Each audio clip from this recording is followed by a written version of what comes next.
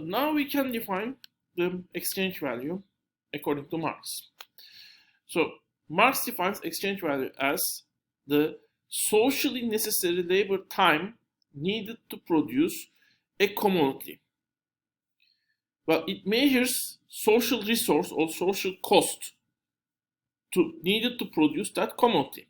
So what should we as humans contribute to produce that commodity? According to Marx, that variable is at the heart of the economic system. Well, you might ask the question whether the natural resources we got freely, the way we use it, is it not relevant or important for the economic system? And since nature doesn't necessarily provide them completely, in infinite quantities, they are not infinite. So the way the economic system regulates their use is also important. And we might say that exchange value concept is not catching that. And that might be one, let's say, aspect exchange value is lacking. Still, however, in addition to the, compared with actual price mechanism and utility concept, exchange value is providing a much wider definition, which captures an important aspect of the economic system, which is the social cost. So the fact that it captures social cost is, in my opinion, very important. But of course, the other aspect maybe, which is actually scarcity, the finiteness of the natural resources here, that might also need to be captured. And whether that can be captured, how that can be captured is a big question. And whether at this front, neoclassical or the mainstream economics is doing well or not is also something we can ask, independent of your position on whether exchange value is useful for the producible products or commodities. But that part is actually a part we will leave at the end of the semester. There's a special topic where we will cover it. The natural resources, basically the environment and the economic system, where we will actually also look to the use of the natural resources. But this is how Marx defines exchange value. Well, there's in my opinion, stupid mistake that is made. Some people say, I'm very lazy and I produce something, for example, this pen in 10 hours.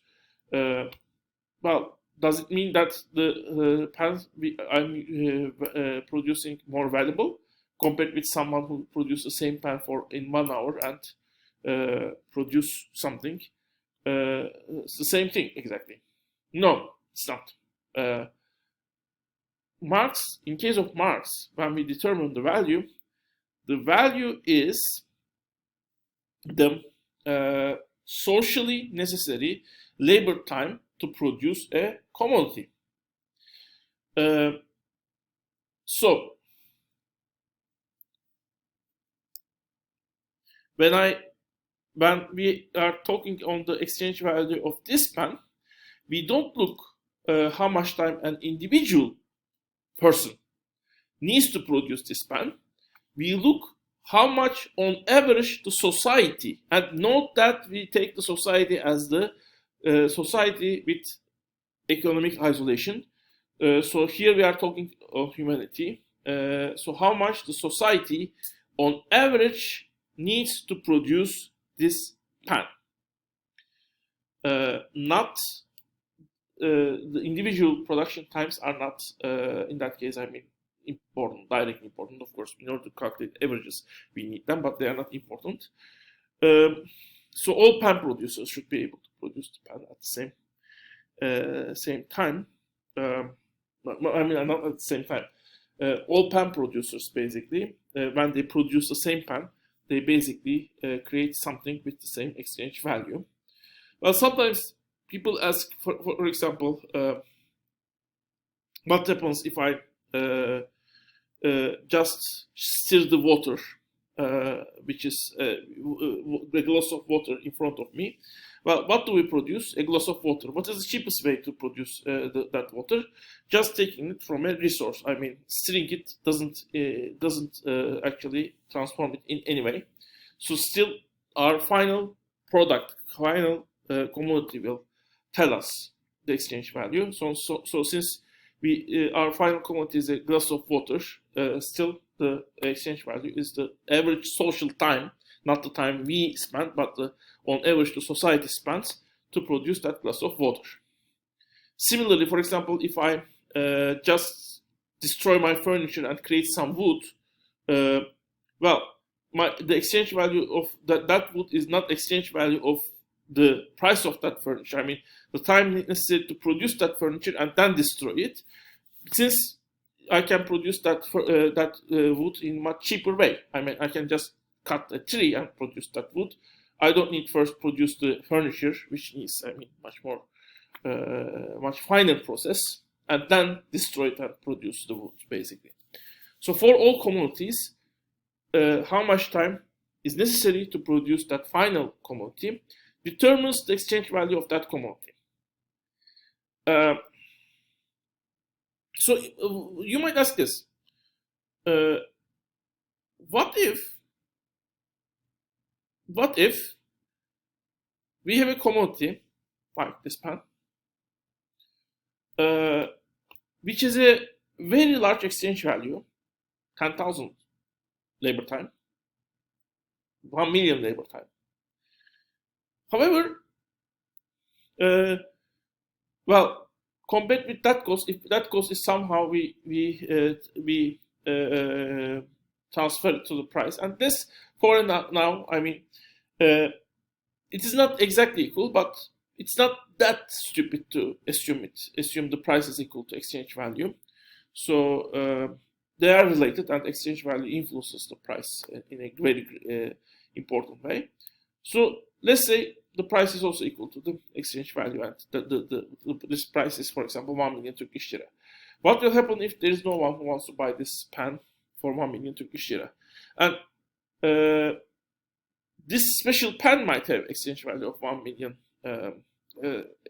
labor time, because maybe it is a special pen which is done very fine. I mean, a socially equal labor time might be still that high. But what will happen if no one wants to buy that pen for that price? If social cost at the social cost, when we relate social cost to the price, we end up with a commodity that no one wants to buy. Well, for Marx, commodities are produced if at least there are some people who want to buy it at the price the economic system will assign to it. So in the end, the prices of commodities are determined by the production system, because in the end, prices determine how profitable it is to produce something. If it is more profitable to produce, for example, I don't know, for example, well, this eyeglass instead of this pen, the companies will produce this eyeglass instead of pen. And at which prices, how much profitable it is to produce this eyeglass and pen is determined by the production system, according to Marx. We might ask whether the consumption patterns have determined the productivity. For example, maybe if you produce more, if the demand is high, if you produce more, maybe the cost might go down, and at the same price you might get a higher profit. However, well, the key pattern, of course, consumption is playing a part in your ability to do this. Key pattern of basically having a high profit is producing something cheaply and selling it for a high price. And commodities that allow this will be produced more, because as long as capital people are free to invest to produce those commodities. Whether they are able to do so is a big question, but if they are able to do that, they will do that. So in the end, prices will be prices will be related to the cost of production of the those commodities. Because in the end, the profit pattern will equate prices to that quantity. And the whole social system, the economic system built by the social interaction of the people, determines the cost structure and basically the profit motive of the of companies. So in the end, that's why I mean the exchange value and in the end, exchange value is a result of the organization of the society. I mean, how the society as a whole manage at different stages, considering productivity of different professions, manage to produce at which social cost it manages to produce. This span determines the exchange value.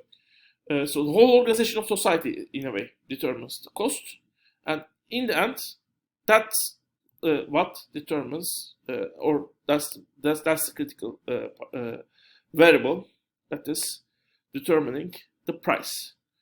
So, what do we do with the consumption and the utility in that case? What might be the role it plays? According to Marx, according to neoclassical economics, and what might we say? Maybe can we add a few words to that? I will discuss that briefly in this lecture. But before doing that, I want to give you a numerical example to make things a little bit more clear. So what is so I have an example of a table. Socially necessary labor time to produce it is a 1 hour, 1 labor hour. It consists of nails and woods. Social necessary time to produce nails and woods is 5 labor hours. There's a woodcutter that is used to produce it. It is producing 1,000 labor hours. It is produced in 1,000 labor hours. The woodcutter, this thing, it produces 10,000 tables. And woodcutter needs electricity, which is produced using 1 labor hour per table. So I have Excel. So let me write with woodcutter, because I will make the same calculation without woodcutter, and there we will have some fun. Labor time. This is socially equivalent labor time, of course. 1 labor hour. Nail and wood. 5 labor hours. Yes. Woodcutter, 1 labor hour. Electricity, 1 labor hour. So social equivalent labor time, the necessary, which is equal to exchange value, to produce this table and inputs is 8 labor hours. So, the actual production takes place in 1 labor hour, but the inputs are produced in 7 labor hours, so the value becomes 8 labor hour. So, value of the inputs is increased by 1 labor hour. So, as a first question, you might ask this: what happens if I have a lazy worker, and that lazy worker spends 2 hours to produce this table? Twice the time necessary at social average level. Well, if that's the case, the value of this table will still be 8 labor hours, even though 2 labor hours is spent. So at 2 hours, Josh will add, Josh is the lazy guy, add 1 socially equivalent labor time to the table. So in case of Josh, his labor hour, his labor is worth half of the social equivalent labor in this case. While if Mary produces this table in 30 minutes instead of 1 labor hour, in those 30 minutes, half an hour, Mary will add 1 socially equivalent labor time to the table. And that means for Mary, her 1 labor hour is worth 2 social equivalent labor hours. Now, this fact will be very, very important in next lecture. But for now, we will look to another question next time.